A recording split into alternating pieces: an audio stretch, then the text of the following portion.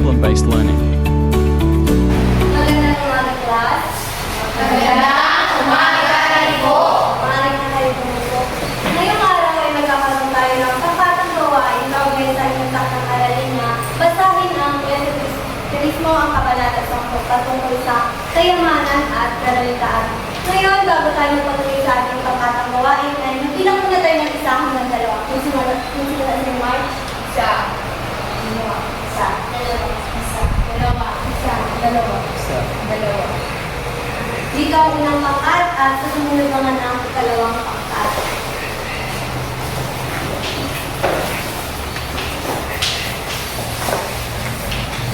Ayan.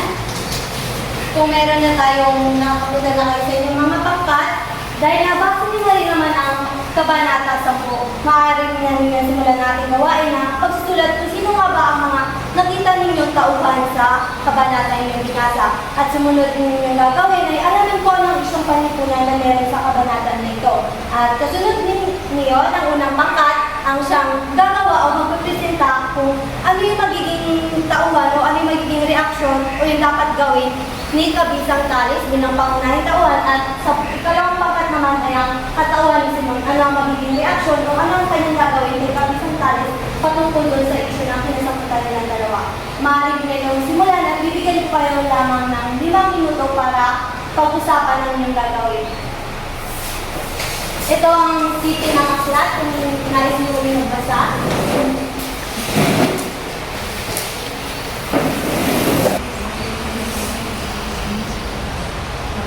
Tapos na yung 5 minuto, oras na para sa inyong presentasyon. Ang mauna ay ang unang pangkat. Unang pangkat, maaari na kayo pumunta sa Sara. Magandang umaga po sa inyong lahat.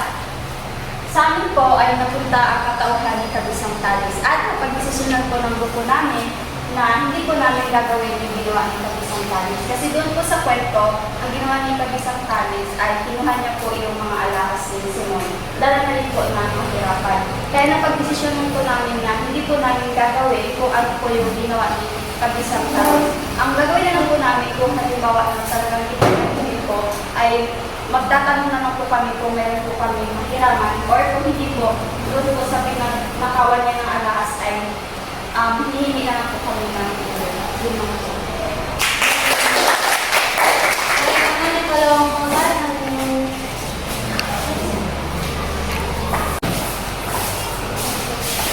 Magandang umaga po muli sa inyong lahat. At kami po ang ikalawang pangkat. At mula sa kwento, ang mga tauhan na aming nakita ay sina Simon, Kabisang Talis at Kapitan Basilio. At para naman sa aming na-observe or nakitang issue, mga isyong palipunan, ito ay ang una pong nakita namin na issue ay ang kahirapan, at ang ikalawa naman po ay hindi pantay na pagtrato sa mga tao. At para sa huling katanungan, kung kami ang nasa posisyon ni Simon, ano ang aming gagawin o ano ang magiging reaction namin. Para sa pag-uusap po ng aming grupo, napag-desisyonan po namin na kung kami si Simon, hindi po kami magagalit kay Kabisang Talis na kinuha niya yung kayamanan o yung mga alahas, dahil naging pagsubok lamang ito ni Simon kay Kabisang Talis na naging kasagutan sa kung ano yung hangarin ni Simon. Yung mahusay ang dalawang pangkat, at salamat sa inyo mga kasubigan. Ngayon, ang naging ugat ng problema sa kwentong ito ay ang kahirapan. Ito ay isang malaking isyong panipunan, hindi lamang sa nakalipas sa panahon, kundi ngayon pa rin sa kasalukuyan. Masasabi natin, hindi natin masisisi si Kabisang Talis sa pagkuha ng mga alahas, sapagkat hindi mo basta-basta masusolusyonan ang kahirapan. Ngunit katulad nga na sinabi ng unang pangkat, hindi sapat na dahilan ng kahirapan para magnakaw sa iyong kapwa. At para naman sa sagot ng ikalawang pangkat, mahusay sapagkat na yung magiging reaksyon ni Simon ay hindi talaga siya magagalit kay Kabisang Talis, sapagkat may sarili siyang hangarin na maisali sa isang pangkat o grupo si Kabisang Talis na mag-relusyon o magkaroon ng pag-aaral sa gobyerno. Ayan lang. At maraming salamat sa inyong pakikiisa. Project-based learning. Magandang umaga sa lahat. Magandang umaga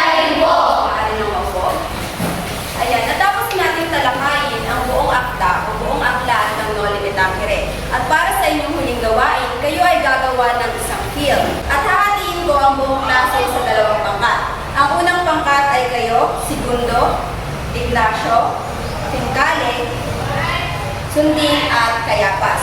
At para naman sa ikalawang pangkat ay kayo, Libyo, Maligo, Ilalita, Maglayon at Habares. Pipili lamang kayo ng isang kabanata kung ano ang nais ninyong gawan para sa inyong field. At pagkatapos ay i-post nyo ito sa Facebook. Ang deadline na inyong gawain ay sa April 1, 2025. Mahaba-haba pa ang panahon para paghandaan at gawin ang inyong film, kaya inaasahan ko na maging maganda ang kalalabasan nito at dahil ito na rin ang inyong final performance sa subject na ito. Ang pamantayan ay sisend ko na lamang sa ating group chat. Naunawaan ba? Oo! May tanong pa o nais linawin? Wala na po! Kung gayon ay ibibigay ko na sa inyo ang natitirang oras upang mapag-usapan ng bawat grupo kung ano ang inyong gagawin. Paalam sa lahat. Paalam na rin po!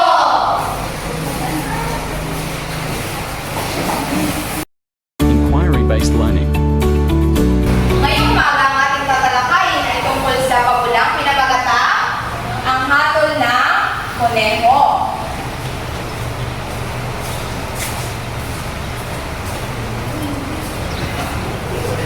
Inyong babasahin ito mamaya. Ngunit bago tayo dumako o bago ninyo basahin ang hatol ng koneho, mayroon pa kayong mga katanungan o mga nais malaman tungkol sa ang hatol ng koneho? Reyna. Parang nais ko lang pong malaman kung ano po kaya ang magiging hatol ng koneho sa kwentuhan. Maraming salamat. Ano pa, Angel? Nais ko rin pong malaman kung ano po bang mensahe nakapanood niyan sa kabula na ang hatol ng koneho. Maraming salamat. May iba pa bang katanungan na nais masagot? Wala na. Ang inyong mga katanungan ay inyong masasagot mamaya pagkatapos inyong basahin ang hatol ng koneho. Bibigyan ko kayo ng 5 minuto upang basahin ang akdang ito. Maaari na kayong magsimula.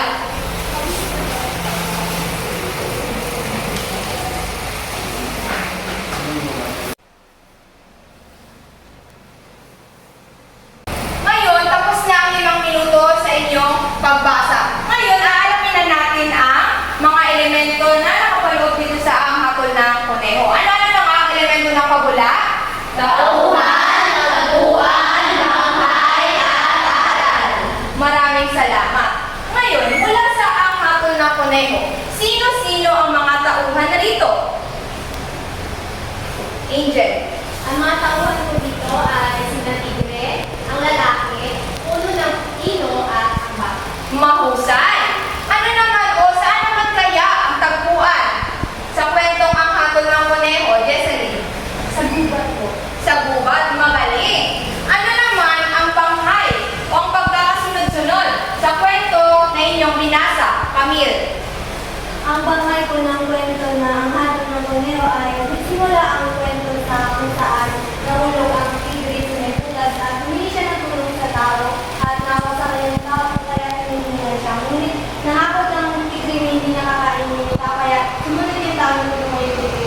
Ngunit nagbago yung isip ng tigre at nais makainin yung tao at nag-usap silang dalawa at sa gitna naman po doon pinakita na humingi sila ng hatol sa iba't ibang tauhan at sa kwento tulad na napunin ng ino, yung sa baka, at isa lang po yung naging desisyon doon na dapat kainin ng tigre yung tao. At ang pinakawakas ng kwento ay ang paghahatol ng kuneho ng madaling ng kuneho na bumalik sa kung ano nagsimula yung nangyari o yung sitwasyon na bumalik sa bumunutan ng tigre at ng tao.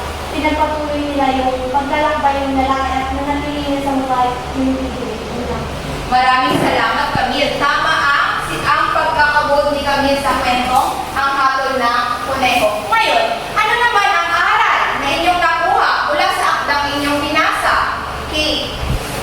Mula po sa akda na ating binasa, maaral po na ako nagtulog ay matutong tumupad sa pangako. Matutong tumupad sa pangakong mahusay. Angel, nabigyan bang mas ng kasagutan ang iyong katanungan kanina? Opo, ma'am. Ngayon, isa sa mga naging katanungan ng inyong kaklase ay kung ano ang naging hatol ni koneho sa kwento. Ano ang naging hatol ng koneho? Mula sa kwentong inyong binasa. Camille? Ang naging hatol po ng kuneho ay bumalik sa umpisa ko nung nangyari ito. Simula pa lang ng content ako sa yung tigre, so kahit ang tama ay nilalakbay. Maraming salamat. Tama kaya ang naging hatol ng Moneho? Oo! Reyna, nabigyan kasagutan ba ang iyong katanungan kanina? Opo. Mahusay. Kung kayo batid kong naunawaan na nga ninyo ang akdang ang hatol ng Moneho, may mga katanungan ba kayo na isinawit? Wala po! Kung gayon, tumayo ang lahat.